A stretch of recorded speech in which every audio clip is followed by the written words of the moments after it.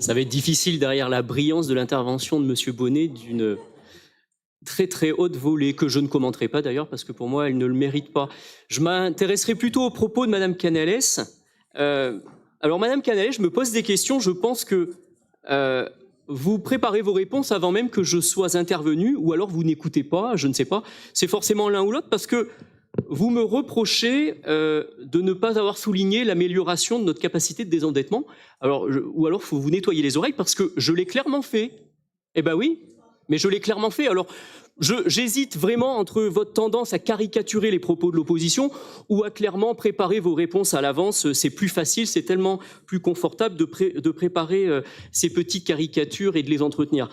Je reviens sur mes propos, parce que visiblement, vous ne les avez pas compris. Et d'ailleurs, j'avais souligné sur l'intervention de M. Prononce, puisqu'il l'avait à juste titre expliqué, que notre capacité de désendettement s'était améliorée. Simplement, j'ai souligné qu'elle s'était améliorée via une amélioration de l'épargne brute, qui elle-même est due à une activation du levier fiscal.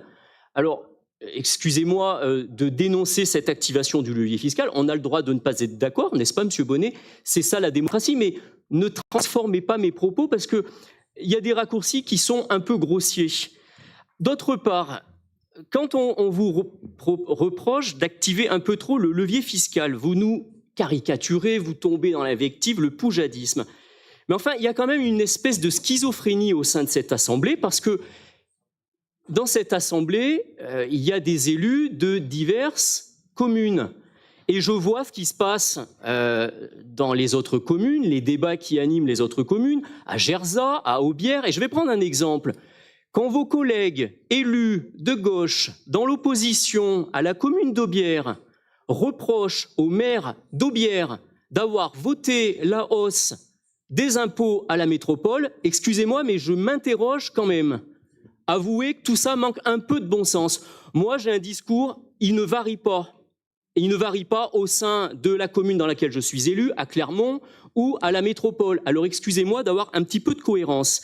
Et puis quand vous me demandez sur quoi on s'oppose, mais écoutez, là aussi, ne faites pas mine de ne pas comprendre ou d'avoir les oreilles bouchées.